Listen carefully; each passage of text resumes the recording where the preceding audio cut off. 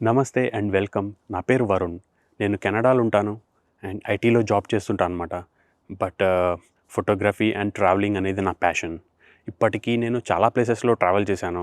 But ఇలా vlog లాగా create చేసి యూట్యూబ్‌లో పెడదామనే ఐడియా నాకు ఎప్పుడు రాలేదు. ఆహ్, సో బట్ ఇప్పుడు మాత్రం నా ప్యాషన్‌ని ఫాలో అవుతూ నేను వెళ్ళే ప్లేసెస్‌ని యూట్యూబ్ ద్వారా మీకు చూపిద్దాం అనుకుంటున్నాను. Please join me on my journey.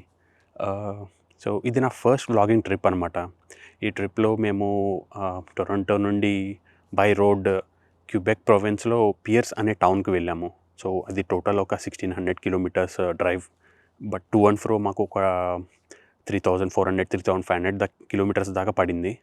ఈ ట్రిప్‌ని మేము ఒక 5 డేస్‌లో ఫినిష్ చేశాము. అండ్ ఈ 5 డేస్ ఎక్స్‌పీరియన్సెస్‌ని నేను ఒక 4 ఎపిసోడ్స్ కింద యూట్యూబ్‌లో పెట్టబోతున్నాను. I hope you guys like it. So first day మా ప్లాన్ టొరంటోలో స్టార్ట్ అయ్యి క్యూబెక్ సిటీ రీచ్ అవుదామనేది. ఇది ఒక 800 కిలోమీటర్స్ డ్రైవ్ అనమాట. సో ఈ 800 కిలోమీటర్స్‌ని హైవే మీద ఒక 8 అవర్స్‌లో కొట్టేయొచ్చు. బట్ ఎగ్జాక్ట్ మధ్యలో లాంగ్ సాల్ట్ పార్క్‌వే అనే ఏరియా వస్తుంది.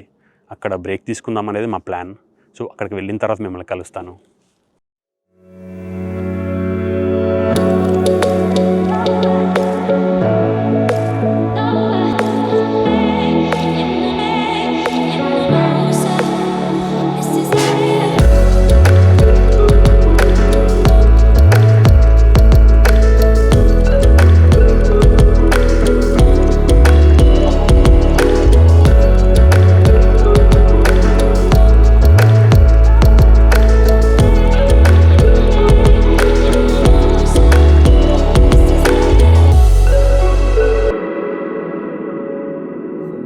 మార్నింగ్ మేము అరౌండ్ 8:30 అలా టొరంటోలో స్టార్ట్ అయ్యాం.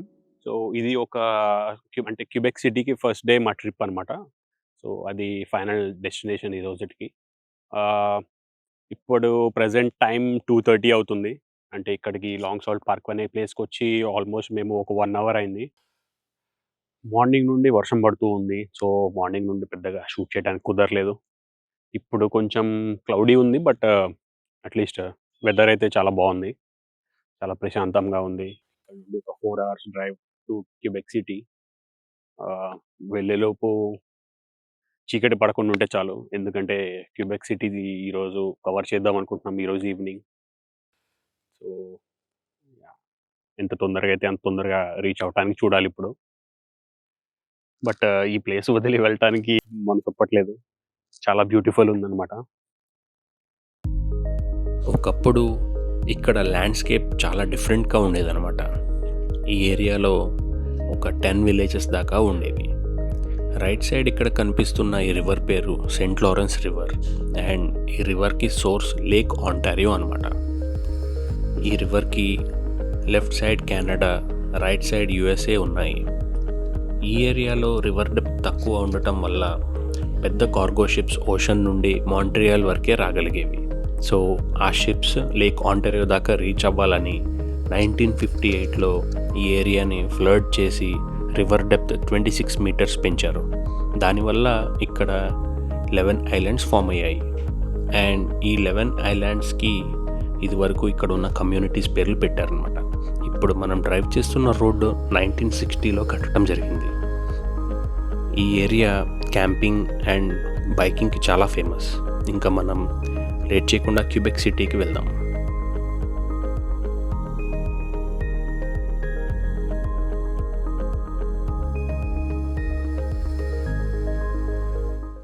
హలో.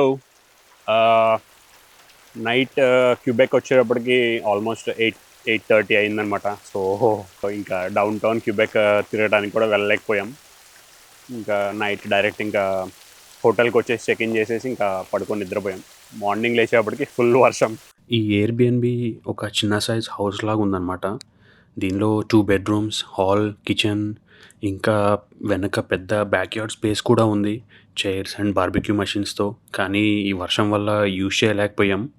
ఇది మాకు $130 పర్ నైట్ పడింది. అంటే అప్రాక్సిమేట్లీ $8,000 అనమాట. వెనక వ్యూ కూడా అదిరిపోయింది. ఓవరాల్ స్టే చాలా బాగుంది.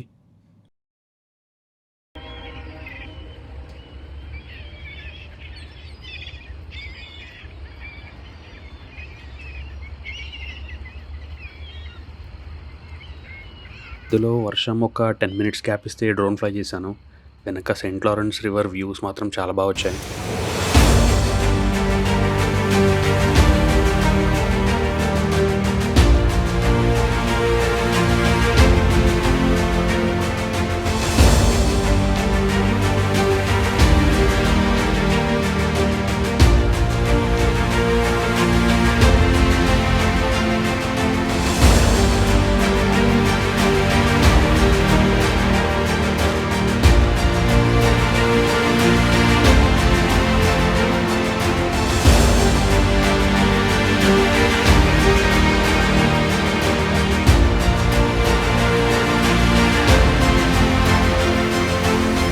నెక్స్ట్ ఈరోజు ప్లాన్ అయితే చేశాము. బట్ ఈ వర్షం వల్ల ఏం జరుగుతుందో తెలీదు. సో కెమెరాతో షూట్ చేయడం కూడా కుదరకపోవచ్చు. సో గోప్రోతో కుదిరినంత షూట్ చేస్తాను. ఇంకా ఎయిర్బిఎన్బి నుండి చెక్అవుట్ చేసి ఫాల్స్ దగ్గరికి స్టార్ట్ అయ్యాము.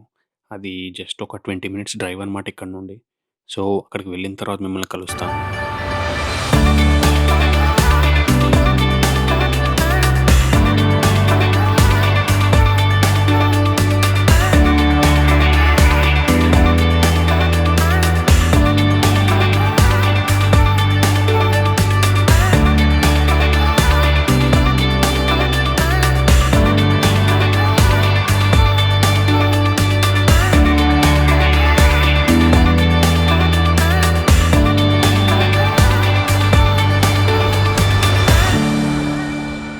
$15 per person ఎంట్రన్స్ టికెట్ తీసుకొని అండ్ ఈ వర్షంలో ఒక 10 మినిట్స్ వాక్ చేసి ఇప్పుడే ఫస్ట్ వ్యూయింగ్ ప్లాట్ఫామ్కి వచ్చాము. ఈ ఫాల్స్ పేరు మౌంట్ మొరెన్సీ ఫాల్స్ అనమాట. అండ్ ఈ ఫాల్స్ నయాగ్రా ఫాల్స్ కంటే హైట్ ఎక్కువ, 30 మీటర్స్ హైట్. అసలు మా ప్లాన్ ఇక్కడ జిప్ లైన్ చేద్దామని, బట్ ఈ వర్షం వల్ల జిప్ లైన్ కూడా క్లోజ్ ఉంది. సో ఎవరైనా జిప్ లైన్ చేద్దాం అనుకుంటే సమ్మర్లో ట్రిప్ ప్లాన్ చేయడం బెటర్. లాస్ట్ టైం నేను వింటర్లో వచ్చినప్పుడు ఈ కింద కనిపిస్తున్న స్ట్రీమ్ మొత్తం ఫ్రీజ్ అయిపోయి ఉందన్నమాట. అండ్ అప్పుడు ఫాల్స్ కూడా సైడ్ కొంచెం ఫ్రీజ్ అయిపోయి ఉండే. ఇక్కడ కింద దాకా వెళ్ళటానికి ఆ ఫాల్స్ దాకా స్టెప్స్ కూడా ఉన్నాయి, బట్ స్లిప్పరీ ఉన్నాయి చాలా. సో చాలామంది సగం దూరం వెళ్ళి రిటర్న్ వచ్చేస్తున్నారు. నెక్స్ట్ ఫాల్స్ పైన సస్పెన్షన్ బ్రిడ్జ్ ఉందన్నమాట. సో అక్కడికి వెళ్దాం.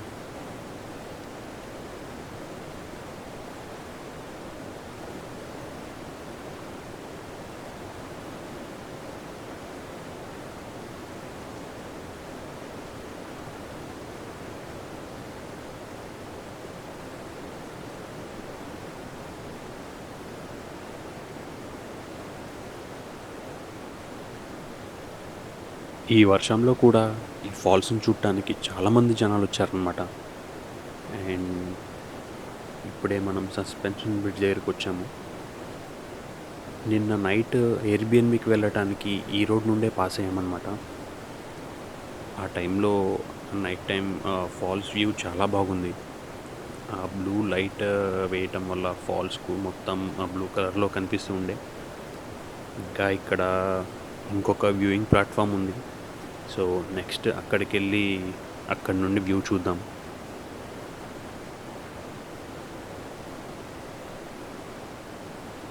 సో ఇప్పుడు మనం ఇంకొక వ్యూయింగ్ ప్లాట్ఫామ్ దగ్గరికి వచ్చామన్నమాట. సో ఇక్కడ నుండి మళ్ళీ కార్ దగ్గరికి రిటర్న్ ఒక 20-25 మినిట్స్ వాక్ ఉంది. మళ్ళీ నెక్స్ట్ ప్లాన్ ఓల్డ్ క్యూబెక్ సిటీకి వెళ్ళాలన్నమాట. సో అదొక 30 మినిట్స్ డ్రైవ్. ఓల్డ్ క్యూబెక్ సిటీకి వెళ్ళి ముందు ఏదో ఒక రెస్టారెంట్ వెతికి లంచ్ చేయాలి, చాలా ఆకలేస్తుంది. సో లంచ్ అయిన తర్వాత మిమ్మల్ని కలుస్తాను.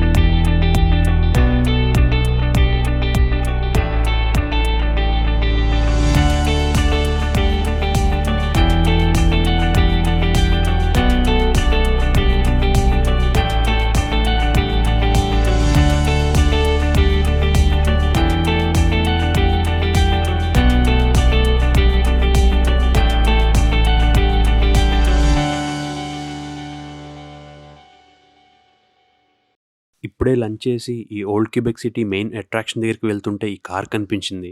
ఈ కార్‌కి మొత్తం కెమెరాస్ ఉన్నాయన్నమాట. ఇక్కడ రోడ్ మీద ఆగున్న వాళ్ళందరికీ ఇంకా పార్కింగ్ టికెట్స్ పడినట్టే ఇంకా. డైరెక్ట్ ఇంటికి బిల్లెళ్ళిపోతుంది. ఫైనల్‌గా మనం old Quebec city most famous స్పాట్‌కి వచ్చేసాం.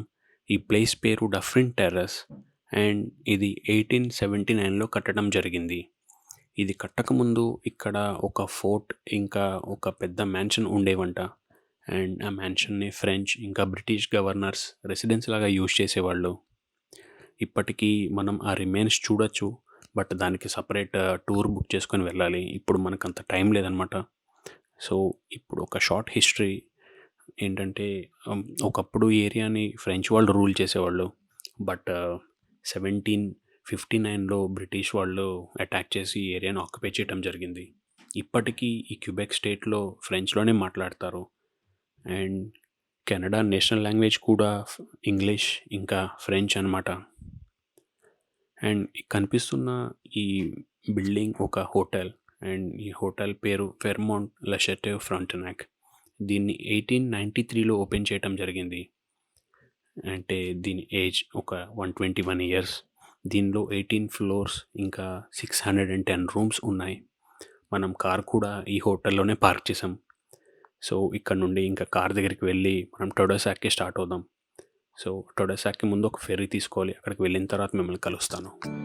సిటీ నుండి బయటపడే లోపే దోలెక్కి స్పీడ్ కెమెరా చూసుకోలేదనమాట. 70 జోన్‌లో 89 వెళ్తూ దొరికేసాం కెమెరాకి. వాళ్ళు ఇంకా మంచిగా ఎక్స్‌ప్రెస్ పోస్ట్‌లో ఇంటికి టికెట్ పంపించారు. అదొక $110 పడింది. మధ్యలో కేక్ తీసుకుందామని చిన్న డైవర్షన్ తీసుకున్నాం అనమాట ఈ టౌన్‌లోకి. ఈ టౌన్ మాత్రం చాలా బ్యూటిఫుల్ ఉండే. ఈ డ్రైవ్‌లో ఇప్పటిదాకా మాకు కనపడింది ఇదే పెద్ద టౌన్ అనమాట.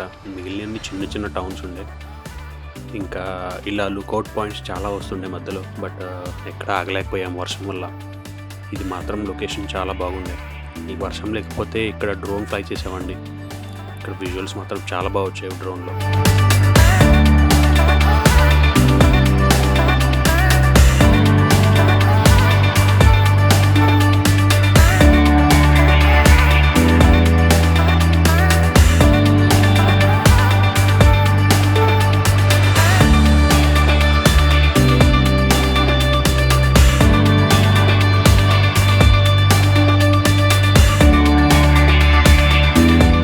డ్రైవ్ మొత్తం ఇలా చిన్న చిన్న విలేజ్ నుండే వెళ్తూ ఉంది.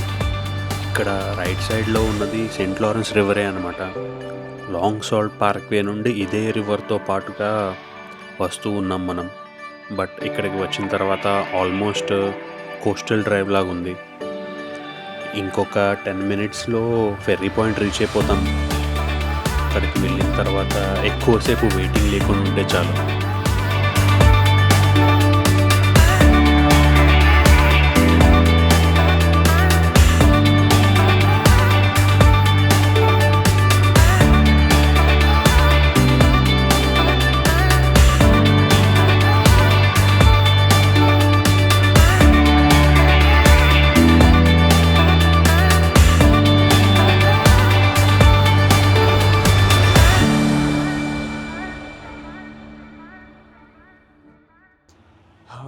ఆల్మోస్ట్ టొడోసాక్ వచ్చేసాం. ఇప్పుడు టైం అరౌండ్ 6 అవుతుంది ఈవినింగ్.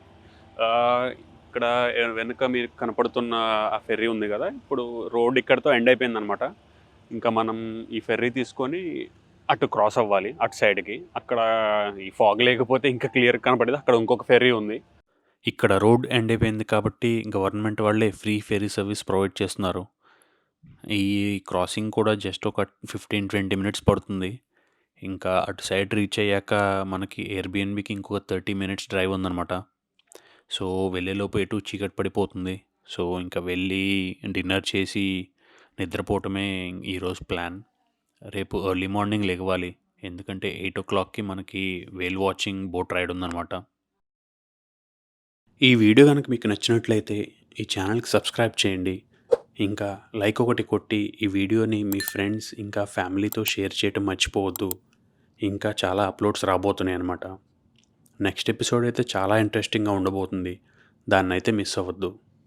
నేను మిమ్మల్ని నెక్స్ట్ ఎపిసోడ్లో కలుస్తాను. Thanks for watching the video. See you and take care.